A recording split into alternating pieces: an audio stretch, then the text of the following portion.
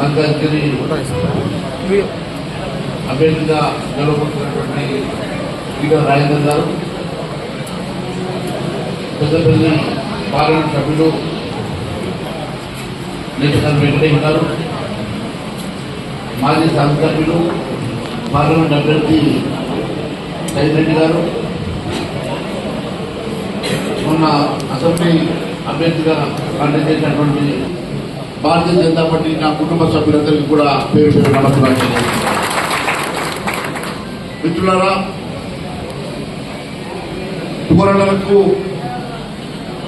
నిలయమైనటువంటి నల్గొండ జిల్లా, పౌరుషానికి పోరాటానికి నల్గొండ గడ్డ. ఆ రోజు రజాకారుల నుంచి నేటి వరకు ఎంతో చరిత్రాత్మకమైనటువంటి నల్గొండ జిల్లాలో ఈరోజు పట్టభద్రుల ఎన్నిక జరగబోతా ఉన్నది.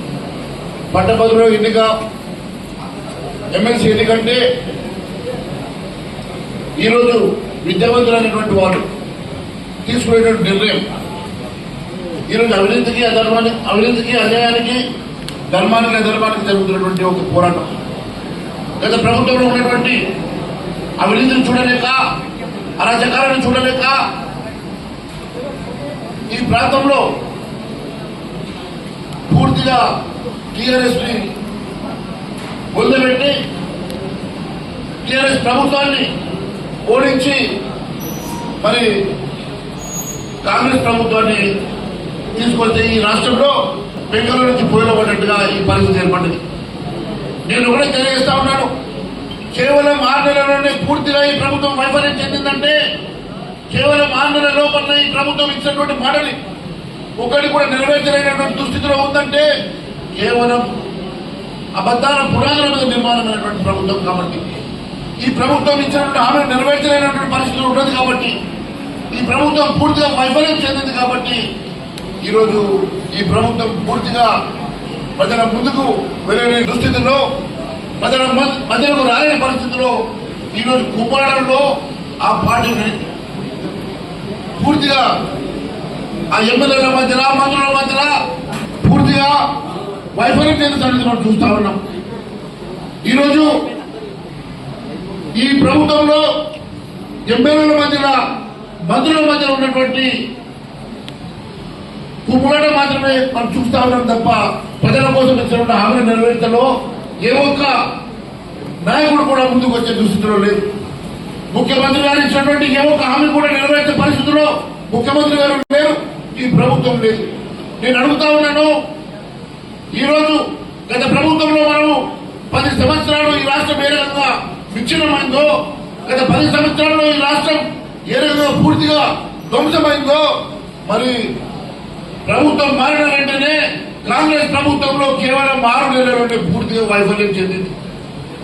విద్యావంతులైనటువంటి ఓటర్ మహాశయులను తెలియజేస్తా ఉన్నాడు. మిత్రులారా, ఈ 2 ప్రభుత్వాలను మనం చూసాం. 10 సంవత్సరాల్లో మన ఈ 2 ప్రభుత్వాలు పూర్తిగా వైఫల్యం చెందినాయి. రేపు ఈ రాష్ట్రంలో అవినీతి రహితమైనటువంటి రాజ్యం రావాలన్నా, ఈ రాష్ట్రంలో మనం కోరుకున్నటువంటి రామరాజ్యం రావాలన్నా, ఈ రాష్ట్రంలో భారతీయ జనతా పార్టీ వలన సాధ్యమైందని తెలియజేస్తా ఉన్నాను. ఇది ఎక్కువ రోజులు లేదు. ఖచ్చితంగా రేపు రాబోయేటువంటి ఏ రోజైనా సరే ఈ రాష్ట్రంలో సార్వత్రిక ఎన్నికలు వచ్చి తెలియజేస్తా ఉన్నాను. దానికి విద్యావంతులైనటువంటి వారు మీరు ఒక అవకాశం వచ్చింది. మీరు ఇచ్చేటువంటి తీర్పు ఈ రాష్ట్ర ప్రభుత్వానికి ఒక కనువిప్పు కావాలని చెప్పి నేను కోరుతా ఉన్నాను. ఎందుకంటే ఏ రకమైనటువంటి ప్రభుత్వం ఈరోజు ఉన్నదో వాళ్ళ అభ్యర్థులు చూస్తే అర్థమైతా ఉన్నది. ఏ రకమైనటువంటి ప్రభుత్వం ఈ రోజు ఈ రాష్ట్రంలో రాజ్యం ఎదుగుతున్నదో వారు ఎన్నుకున్నటువంటి అభ్యర్థులు చూస్తే ఆయన ఒక ప్రతీకగా కనబడతా ఉన్నాడు. నేను ఒకటే విషయం తెలియజేస్తా ఉన్నాను మిత్రులారా, ఈ రోజు ఉన్నటువంటి పరిస్థితుల్లో ఈ రాష్ట్రం నిరుద్యోగ యువతని పూర్తిగా మోసం చేసిన సంగతి మీరు కన్నారా చూస్తా ఉన్నారు. మహిళలు ఏ రకంగా మోసం చేశారో చూస్తా ఉన్నారు. వృద్ధులు ఏ రకంగా మోసం చేశారు, విద్యావంతులు ఏ రకంగా మోసం చేశారు, విద్యార్థులు ఏ రకంగా మోసం చేశారు, రైతులు ఏ రకంగా మోసంతా ఉన్నారు. రైతాంగం అంతా కూడా వాళ్ళు ఇచ్చిన హామీ నెరవేరుతాయేమో అని చెప్పేసి కళ్ళల్లో ఒత్తులు పెట్టుకొని చూస్తా ఉంటే పూర్తిగా రైతాంగాన్ని మోసం చేయడమే కాకుండా నిన్న మరొక అబద్ధంతో సన్న ఓటర్లు మాత్రమే కొనుగోలు చేస్తామని చెప్పి చెప్తా ఉన్నారు. నేను ఒకటే అడుగుతా ఉన్నాను, మీరు ఇస్తామన్నటువంటి రైతాంగం ఇచ్చినటువంటి ఏ ఒక్క హామీ నెరవేర్చలేదు, నిరుద్యోగ యువతకు ఇచ్చినటువంటి హామీలు నెరవేర్చలేదు, విద్యార్థులకు ఇచ్చిన హామీలు నెరవేర్చలేదు, చివరకు చిన్న పిల్లలకు బడులకు పోయే పిల్లలకు స్కూటీలు కొనిస్తామని కూడా మోసం చేసిన ప్రభుత్వం ఎక్కడ ఉందంటే అది కేవలం కాంగ్రెస్ పార్టీ, కాంగ్రెస్ ప్రభుత్వం అని తెలియజేస్తా ఉన్నాను.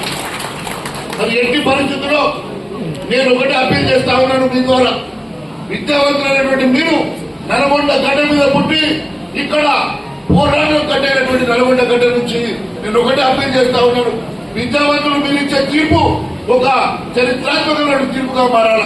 ఈ రాష్ట్రంలో మీరు ఇచ్చేటువంటి తీర్పు ఈ యావత్ రాష్ట్రంలో ప్రజలు ఆలోచించే మాదిరిగా ఈ తీర్పు ఉండాలని చెప్పి కోరుకుంటూ పేరు పేరున ధన్యవాదాలు తెలియజేసుకుంటూ భారత్ మాతాకి